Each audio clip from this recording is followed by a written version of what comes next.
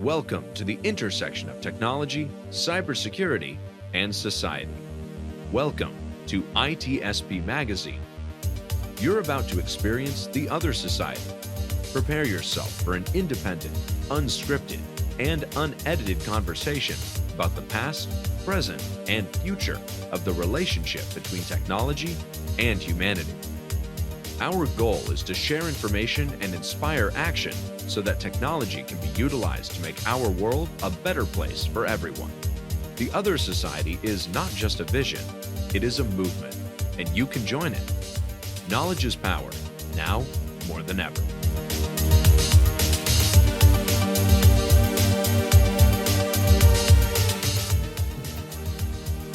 Marco. Sean. Here we are. Here we are. We're trying to be ethical today. Are we? I don't know. We'll see. We'll probably have to define that to start. I was thinking, where are we going with this, right? I mean, this is just a quick round here of introduction. Will take place very shortly because people that are looking at the webcast, they see that it's not just me, you, and another guest, and this is because, Sean, this is one of those The Other Society panels that we have been envisioning for a while. We are excited to kick off number 2. And yeah, talking about smart cities, in my opinion, was a little easier. Not easy, but easier. Easier to define, maybe, Sean. And it's easier. We need to define it. Yeah, but easy to picture it. Exactly. So we know cities. Yep. So very quickly, for those tuning in to their first The Other Society, Marco and I believe that we have an opportunity to shape the world we want, living with technology rather than the other way around. And that means each of us has a role to play in how we think about technology in our lives, be it at home or at work or in school or wherever. And we want people to think today. And today we did a series on smart cities. And today we're kicking off the series on ethics in society. And Marco, I'm thrilled to have our co-host join us today. He's been on the show before, Kevin Macnish. Kevin, thanks for being on.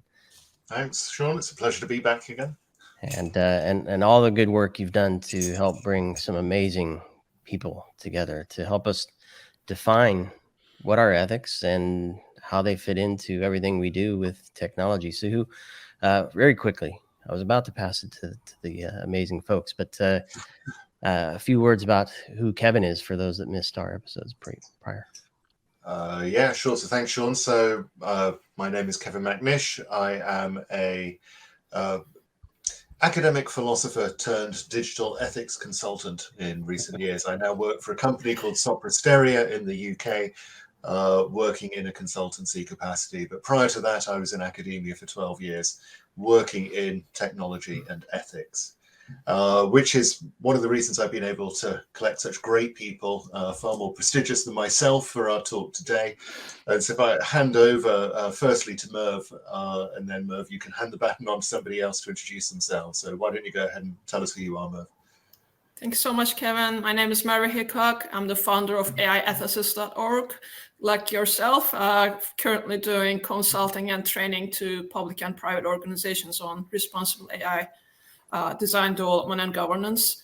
I teach data science ethics at University of Michigan, and I'm also the research director at Center for AI and Digital Policy.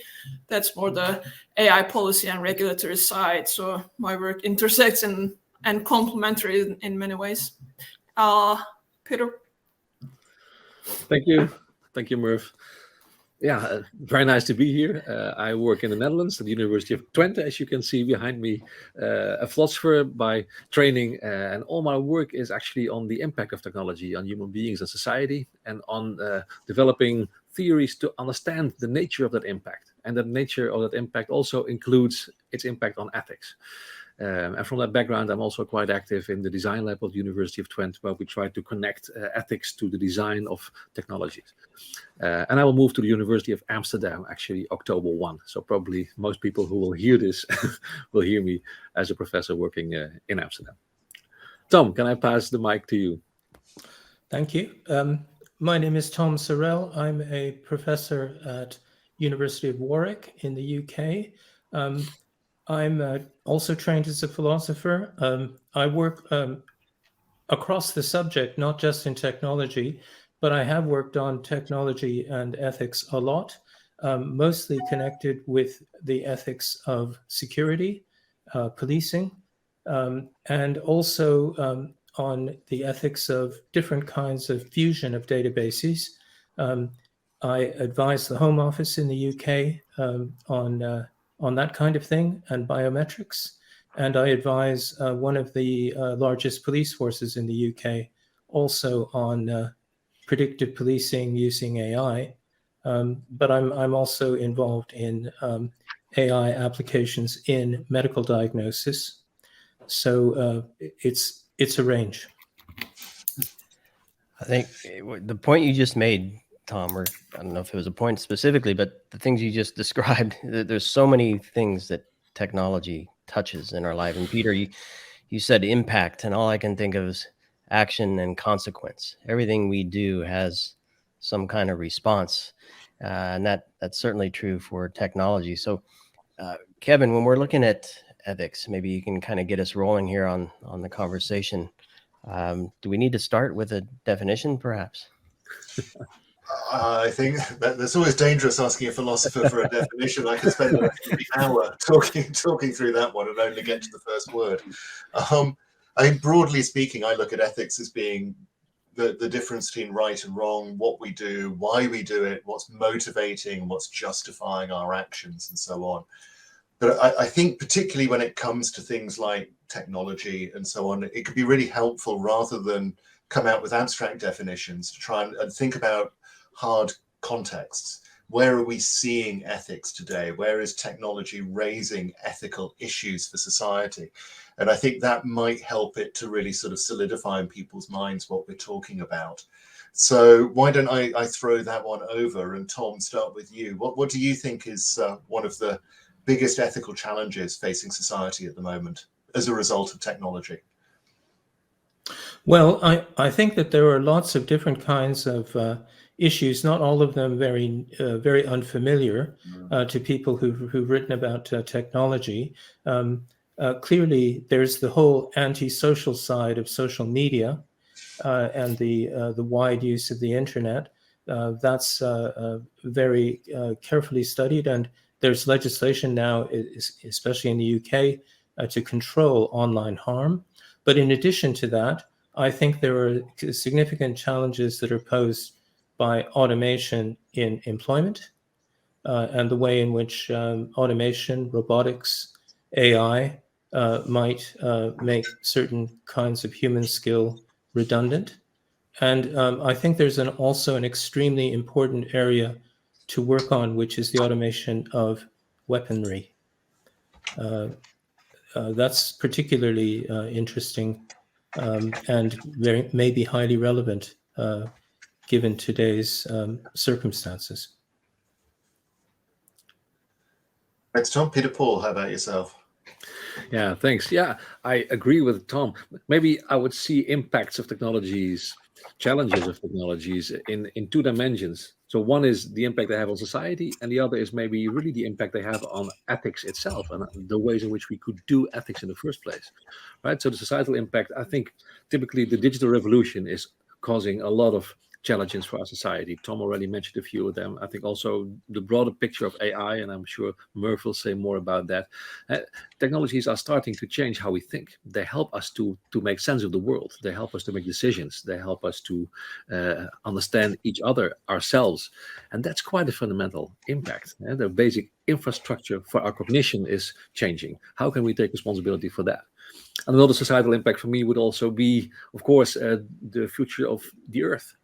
The whole phenomenon of global warming, and also the increasing need maybe to tackle that technologically. If the policymakers can deal with it, should the engineers solve it then?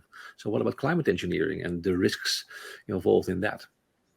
And I think, and then I'll stop. On top of this, these very two examples also show that we might also need to revise our ethical frameworks themselves to deal with this. I mean, when our thinking starts to change as a result of technology, how can we use key concepts like autonomy or, I don't know, judgment that are very central in ethics? Or when we do geoengineering, what is a moral right?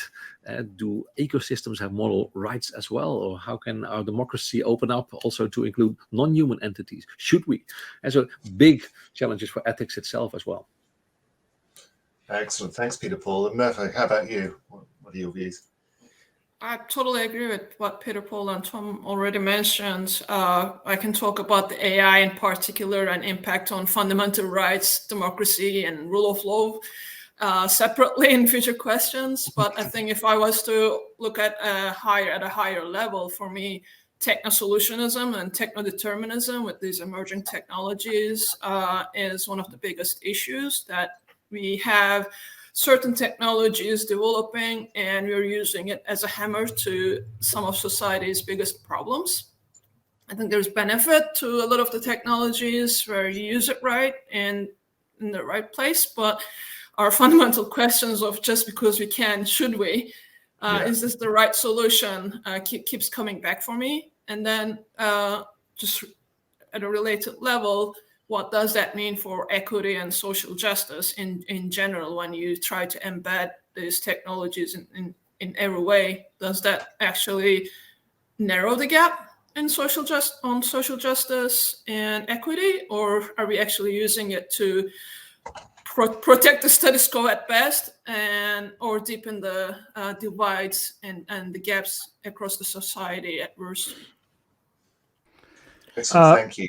Kevin, I want to jump in because we may actually touch this in other conversation that we had, but I like to look at history, and I'm thinking, like, if we ever, maybe, I don't know, I wasn't there 200-300 years ago or earlier, but I feel like, especially in the last part of our past, maybe we never talk about ethics as much as we're doing now. I'm wondering if, we talk about technology and ethics, but shouldn't have ethics always driven our decision in an ideal world, right? I mean, something to think about, and maybe is it a wake-up call now that we have to control something that is not just human? I'm not sure that I agree that ethics is is peculiar to us. I think that especially through Catholicism and other religious traditions, there's been a lot of reflection on all kinds of phenomena going back a long way. For example, and this is something Kevin knows a lot about, just war theory, which is very old compared to the kind of technology we're discussing. So I'm not sure that ethics is a kind of new invention. I didn't mean that, but I mean maybe more discuss in the public nowadays.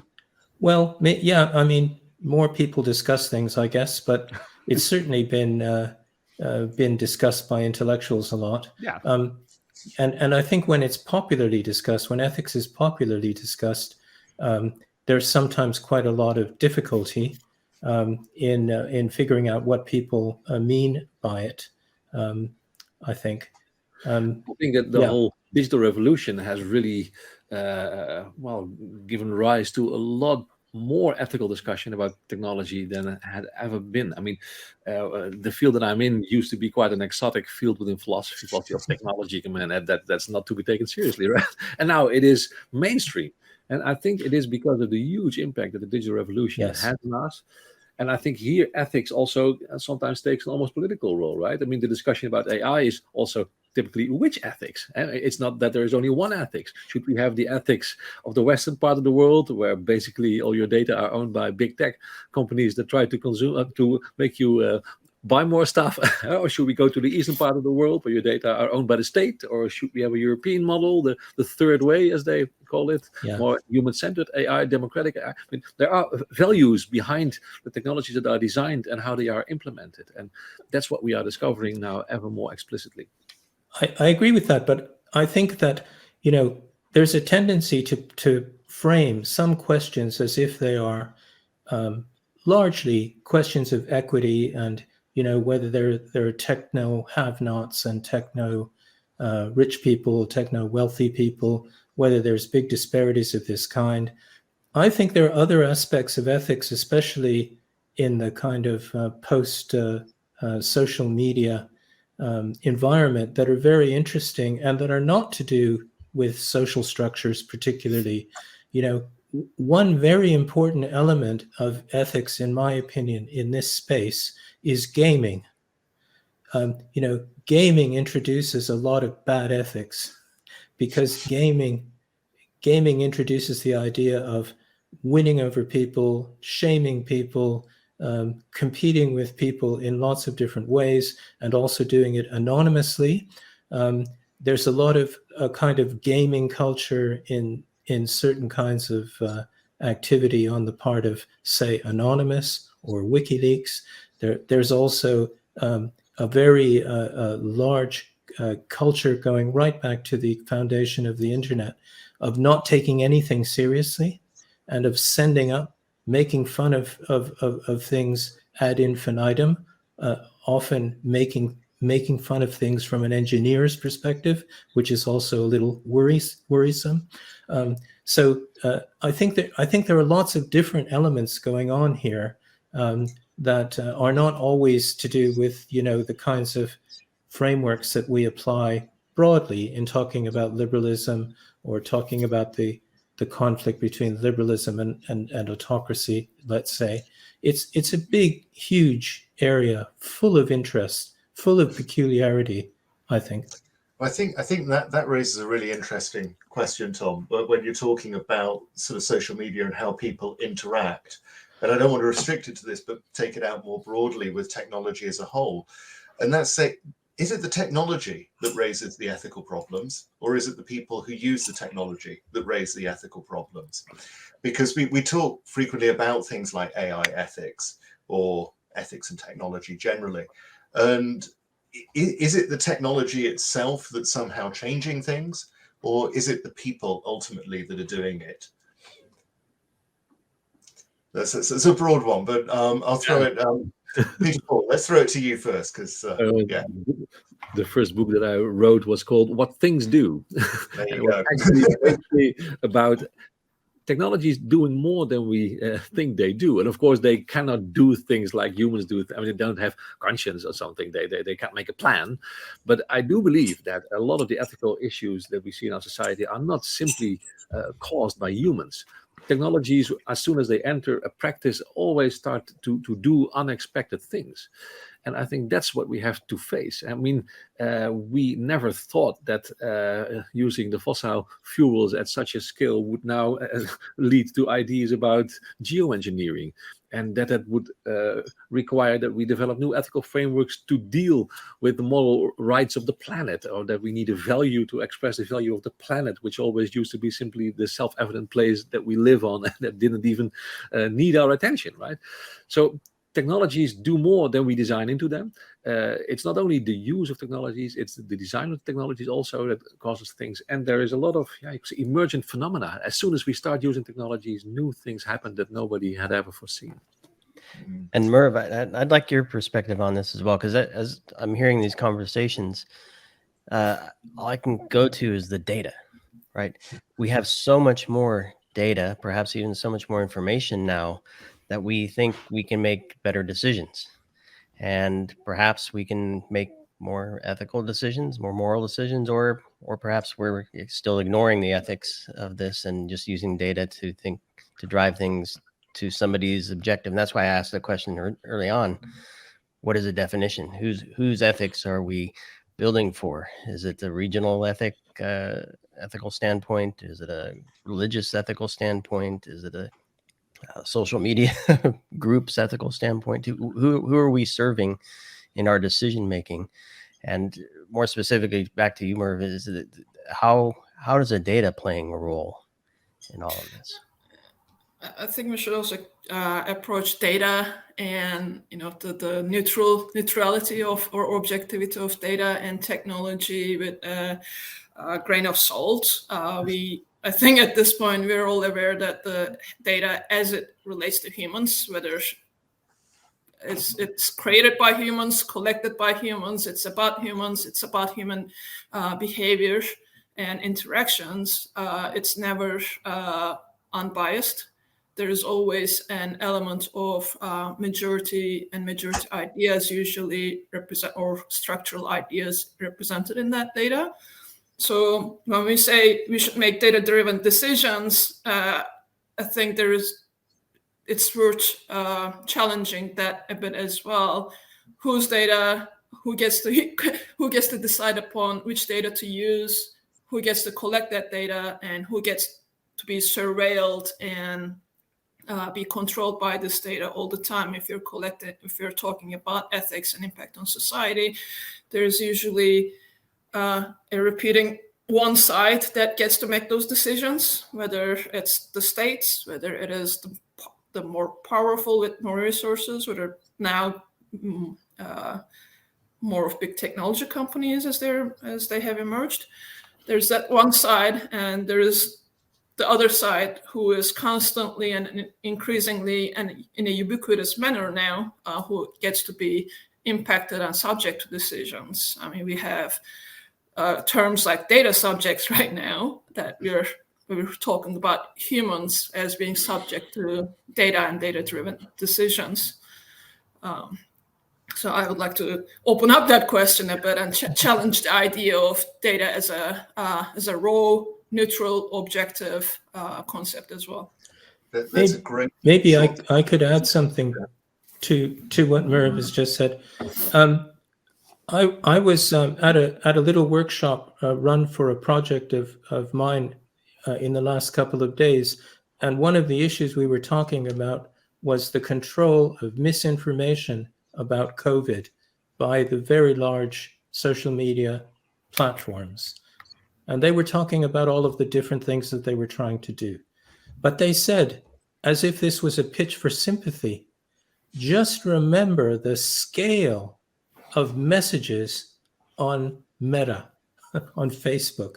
Just remember, it's in the hundreds of millions of messages. And to come back to Kevin's question, whose fault is that? That is part of the way these platforms are designed. The more users, the better. And that design of social media to accommodate as many users as possible is a recipe for losing control and indulging these bad aspects of gaming and other misbehavior, so that the social media companies are reduced, in their view, to having to put little patches on things just to keep up. One mustn't pity the social media companies for the position they're in. It's entirely their own fault and quite predictable. So I think that's an aspect. The sheer scale of data is connected to a lack of control, predictably connected to a lack of control, especially the control of malicious behavior. May I add something to that, Kevin? Would you like to proceed? Yeah. So I'm just back from a week in Paris, where at UNESCO I'm chairing the World Commission for the Ethics of Science and Technology, and I just want to bring in that dimension, the worldwide dimension of these questions. I think what I've really learned there is that we need to tackle the ethical issues on a global scale, because geoengineering, the digital revolution, it has an impact all over the world. And what you discover in such a context, of course, is that there is not one single ethical framework. And typically that our current emphasis in the Western world that we all come from is on the individual rights, autonomy, etc. But in almost all other parts of the world, that is much less so. And that's also really interesting if we try to reach an agreement and to write a good report, to bring together the perspective of the individual and, more forms of communal thinking. And of course, the two go together. I would say for us, society consists of individuals often, and for people from other parts of the world, society is what makes it possible for an individual to live as an individual. It's two sides of the same coin, but trying to bring these two perspectives together, I think, is super important.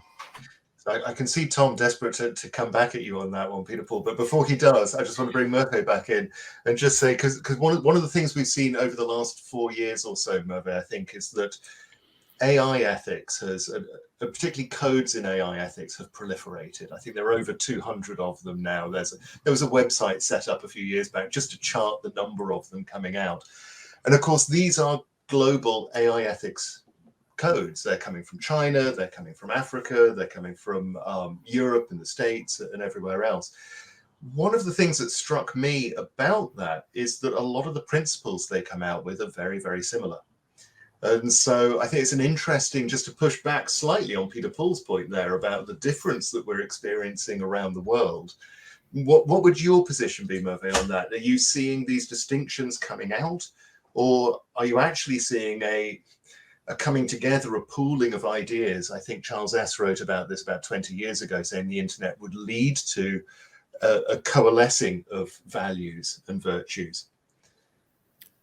My platform, AIethicist.org, started years and years ago with that increasing number of principles and frameworks coming up. And I actually looked at a number of them and written about them.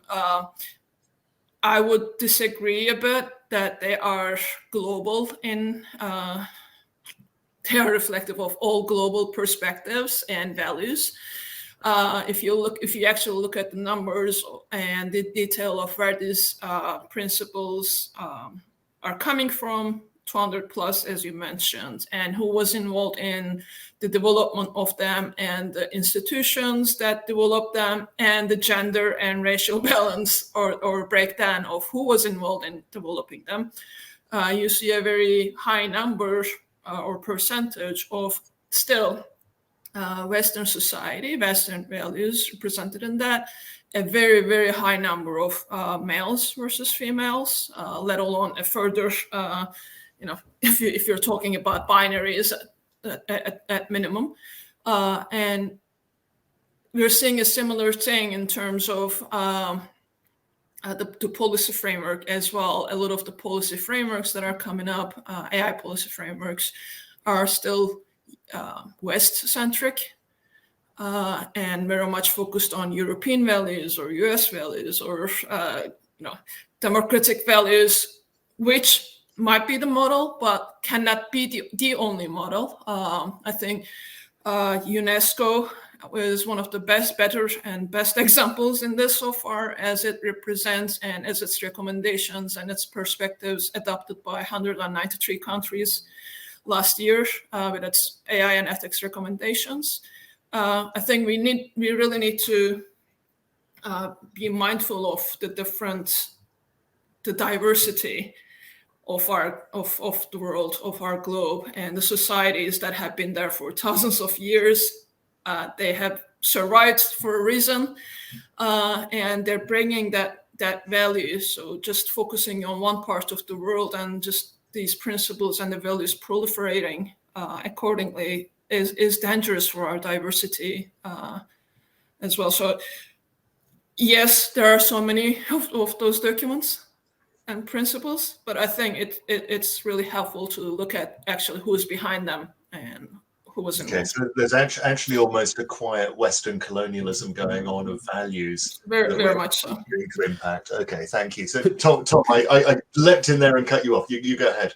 Yeah, I just wanted to push back a little bit on this idea that a Western approach to things is necessarily at odds with diversity, because there isn't a single Western approach to things.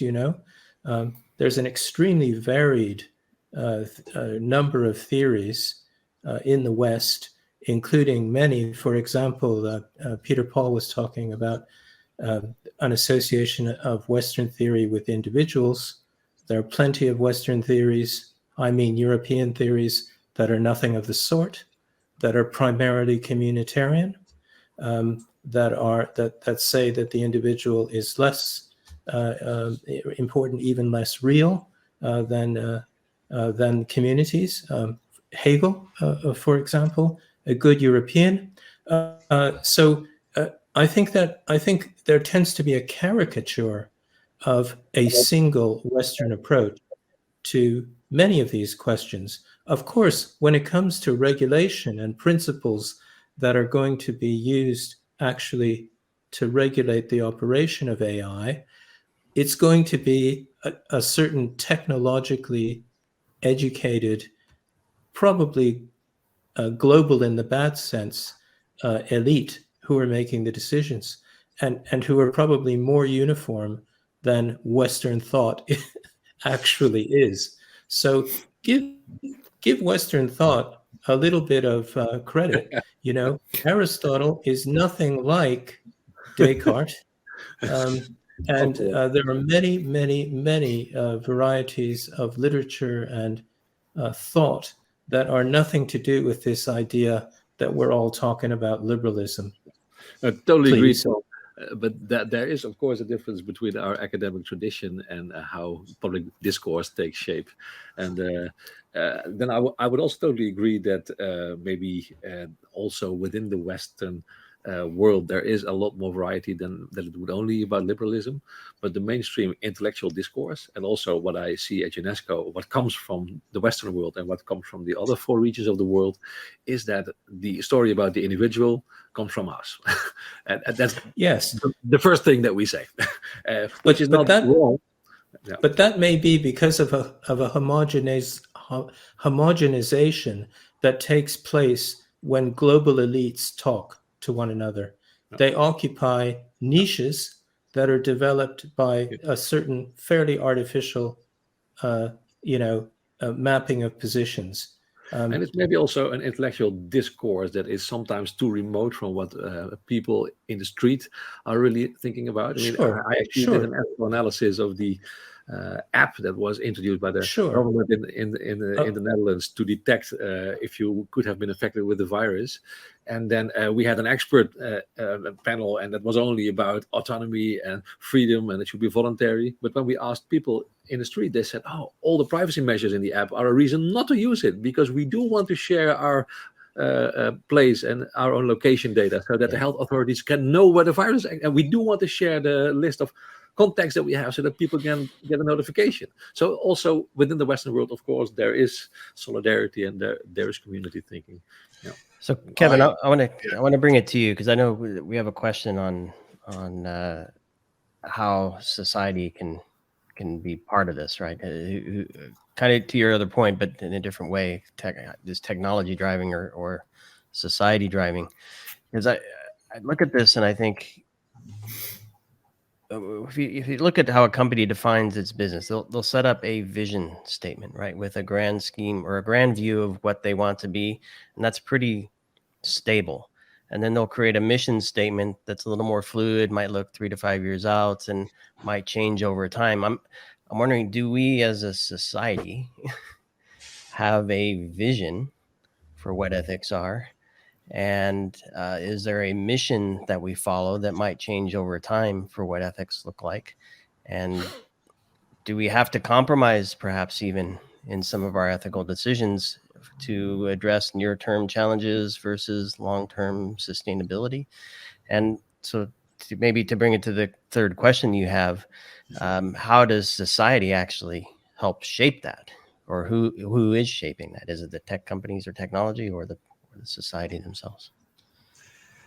Absolutely, Sean. I mean, yeah, you've touched on some really fundamental issues there, haven't you, with how society engages with this. And one of the things I was reflecting on as we've been talking, going back to some of those issues around ethics, and Marco raised the issue about history and so on. When the car, the automobile, was first introduced, it was seen as an environmental benefit to society because it didn't leave the mess that horses left. And cars didn't typically die in the street and have to be left for about a week before you then removed the carcass. And so everyone thought this was fantastic, and cars were coming along and changing this. And obviously now we see the impact of the internal combustion engine and what that's the impact that's had on the environment in a totally different way. But in the meantime, the car has just changed society so radically in ways that we couldn't have imagined before, whereby it just doesn't take too much to think about just driving for an hour to go somewhere, or commuting long distances into work. And similarly, Peter Paul was just talking about the track and trace apps and some of the issues around track and trace. You go back 100 years to the Spanish flu and the impact that had on society, and now look at how we've responded, possibly taking in Murphy's earlier point about techno-determinism, with looking to apps, looking to technology to try and help us with these, with the pandemic. And so there's a question there whether it was necessary or not. But I think it's just really interesting to see that interaction between society and technology over time, that it's not a linear progression. Would that it were, and that society's attitudes are also not linear. They tend to shape, they tend to change. So I was living in the States when 9/11 happened, and shortly after 9/11, there was an attitude of privacy schmivacy, let's throw privacy out the window, we just need to catch the guys who are behind 9/11. And the intelligence agencies should have as much access as they want to everybody's information. This picks up on some of Tom's stuff about security. 11 years later, Edward Snowden comes along, and all of a sudden the pendulum pivots in entirely the opposite direction. And now there's an attitude that the intelligence agencies have gone too far. And then probably, I think there was a survey about 5 years after Snowden where things started to level back out again. So it's very, very difficult to try and establish, you say, what society believes and where society thinks it's going. I'll let that one hang. Somebody looks like Tom. You look like you wanted to come in. Well, it seems to me that one of the things that society and intellectuals can both latch onto is the concept of harm, and also to examples of harm. So, to take some examples that are very current in Britain at the moment, the fact that some children are got to commit suicide because of the way that their body image is mocked, or their posts on social media are mocked, the way people are deprecated, for example, that kind of thing. The fact that people who are suicidal are encouraged by certain groups on the internet to commit suicide, as if they were standing at the bottom of a building and somebody was on a ledge about to jump off. This social media acts just like the crowd at the bottom of the building, saying, "Jump, jump." And why? For my personal entertainment, it seems. So if we come up with some examples of things that are regarded as harmful, that is where ethics comes in. Ethics is largely to do with harm. It's not only to do with harm, but it's largely to do with harm. And that's, I think, where society can also, profitably discuss things. And harm means, injury, reducing capacity, taking away life, and other things. You mentioned, Kevin, sorry to cut you in, but you mentioned the interactions between society and technology, and Peter Paul kind of alluded to the socio-technical aspects of these systems, where we need to recognize how this bigger technological systems operate in a larger societal context and becoming very ubiquitous in our lives, where we cannot really purely depend on technically based solutions to solve our problems. And we need to be really mindful of the feedback loop between technology and society, where you put out a technology like AI, as they manifest themselves, for example, in mass surveillance or social media platforms, that technologies eventually starts shaping the behavior of those who are interacting with it or who are being subject to it.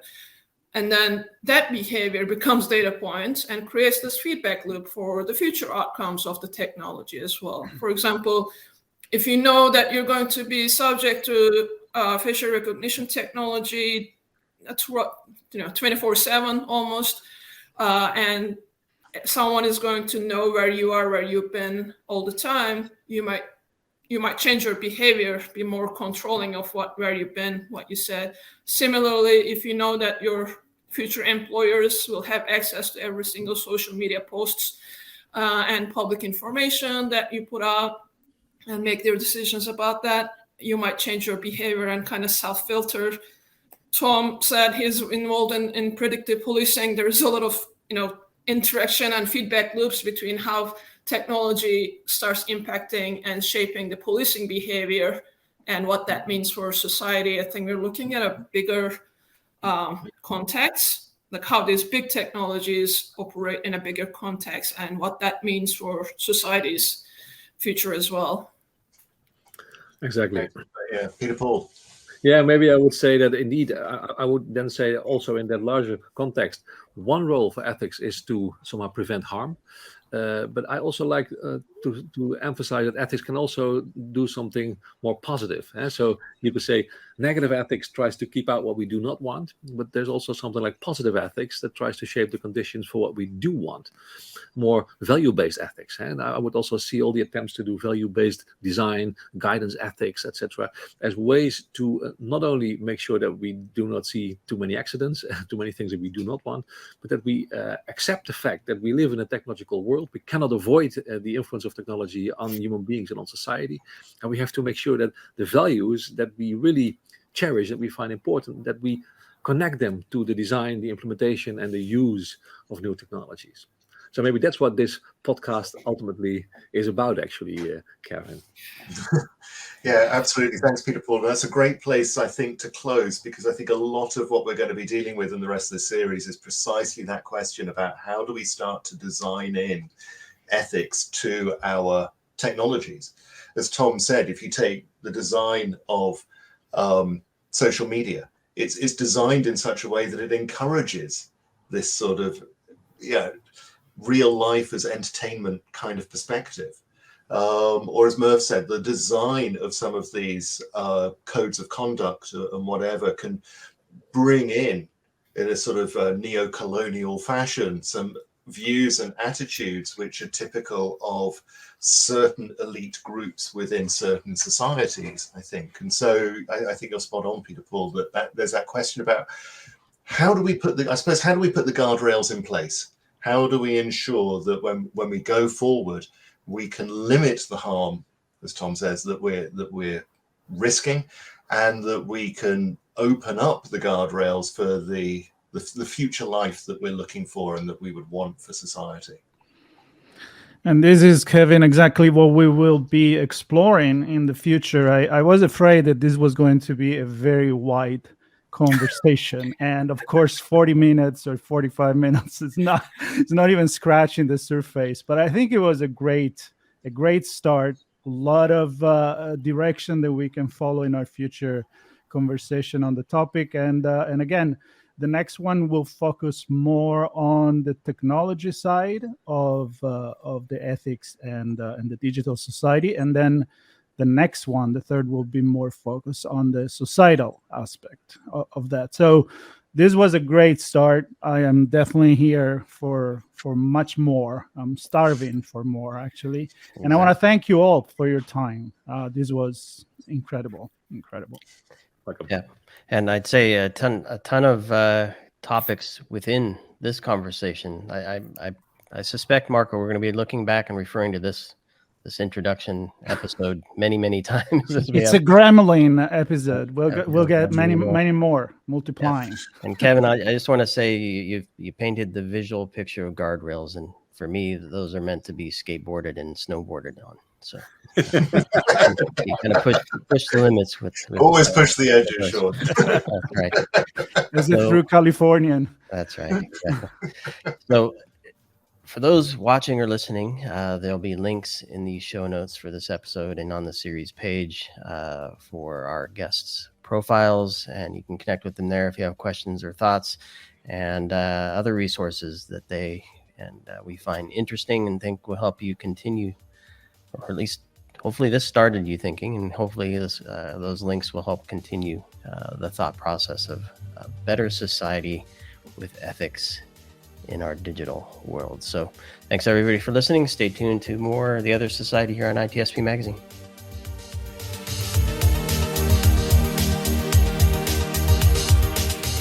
We hope you enjoyed this episode of The Other Society. If you learned something new and this discussion made you think, then share ITSPmagazine.com with your friends, family, and colleagues. If you represent a company and wish to associate your brand with our conversations, sponsor one or more of our podcast channels. We hope you will come back for more stories and follow us on our journey. You can always find us at the intersection of technology, cybersecurity, and society.